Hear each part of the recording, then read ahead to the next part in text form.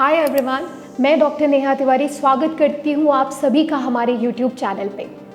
अक्सर पेशेंट्स आके पूछते हैं कि हेपेटाइटिस बी हो गया है, हेपेटाइटिस सी हो गया है, अब इसका क्या होगा, क्या लिवर का इस पर कोई बुरा प्रभाव पड़ चुका है हेपेटाइटिस की वजह से, क्या हम इसे रिवर्स कर सकते हैं। An number of questions patient के मन में होते हैं अगर उन्हें हेपेटाइटिस बी या सी होता है। सबसे पहले तो आपको ये समझने की ज़रूरत है कि हेपेटाइटिस वर्ड का मतलब क्या होता है। अगर हम इसे तोड़े दो वर्ड्स में तो this is HEPA plus itis.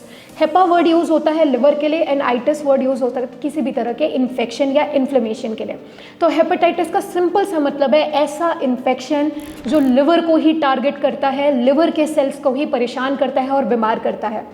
अब ऑब्वियस सी बात है, अगर कोई इन्फेक्शन ही उस पर्टिकुलर ऑर्गन का है तो डेफिनेटली उस पर तो इम्पैक्ट आएगा ही। इसीलिए जिनको भी हेपेटाइटिस बी और सी डिटेक्ट होता है उनके लिवर फंक्शंस खराब होना स्टार्ट हो जाते हैं। पर क्या यहाँ पे कुछ ऐसा है जो आप अपने डॉक्टर की सलाह से कर सकते हैं, इसी को हम डिटेल में समझेंगे। हेपेटाइटिस बी और सी अगर किसी को डिटेक्ट हुआ है, अगर वो उसका प्रॉपर ट्रीटमेंट ले लेते हैं, अपने डॉक्टर की सलाह में रहते हैं और टाइमली इसको चेक करवाते रहते हैं, तो वो अपने लिवर को बचा सकते हैं एक फर्दर डैमेज से।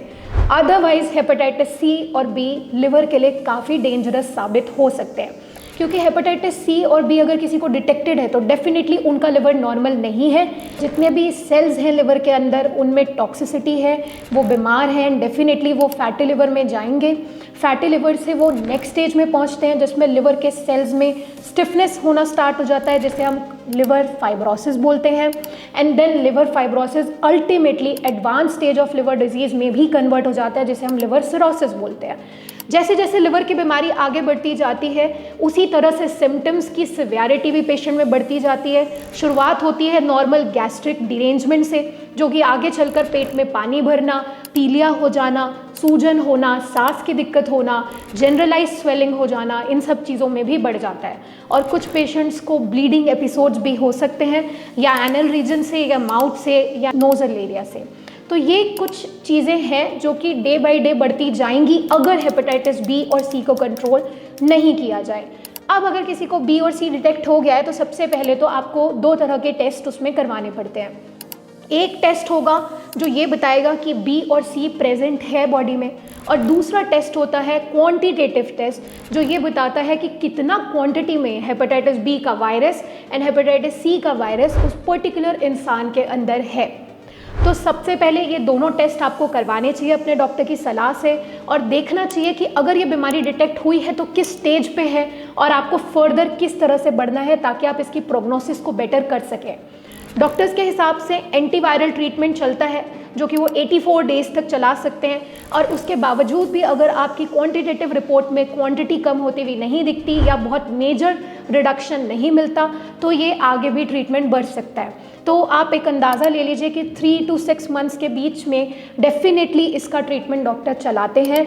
उसके साथ आपको डाइटरी रेस्ट्रिक्शंस बताई दी जाती हैं कि जब लिवर ऑलरेडी सफ़र कर रहा है, ऑलरेडी प्रॉब्लम में है और इलाज ले रहा है, उसके साथ अगर आप अपना खाना पीना नहीं ध्यान रखेंगे तो वो भी लिवर को फर्दर डैमेज करेगा। तो एक प्रॉपर ट्रीटमेंट और डाइट का आपको उस टाइम पर ज़रूरत पड़ता है।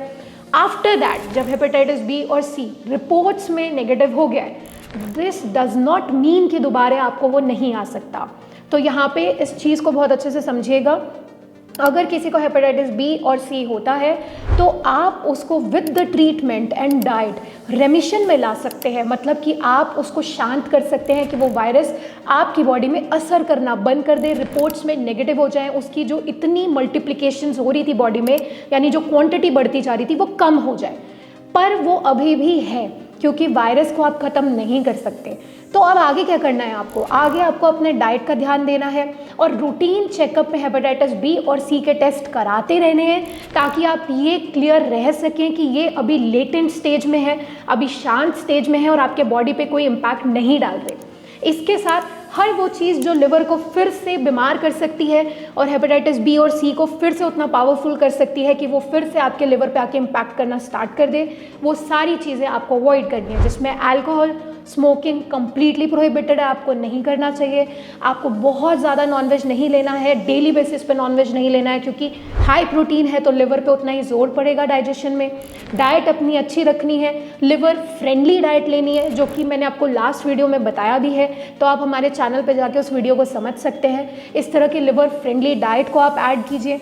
एक्सरसाइज कीजिए, एक्सरसाइज का रूटीन रखिए ताकि लिवर फैटी ना बने, फैट डिपोजिशन लिवर में ना बढ़े।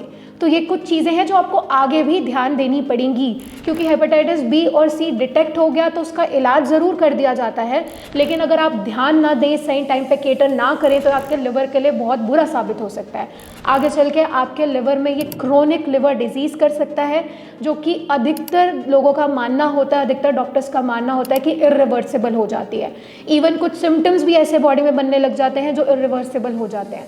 तो इसीलिए उस चीज़ से अपने आप को बचाने के लिए सही समय पर इसका इलाज करें और डॉक्टर की सलाह को मानें।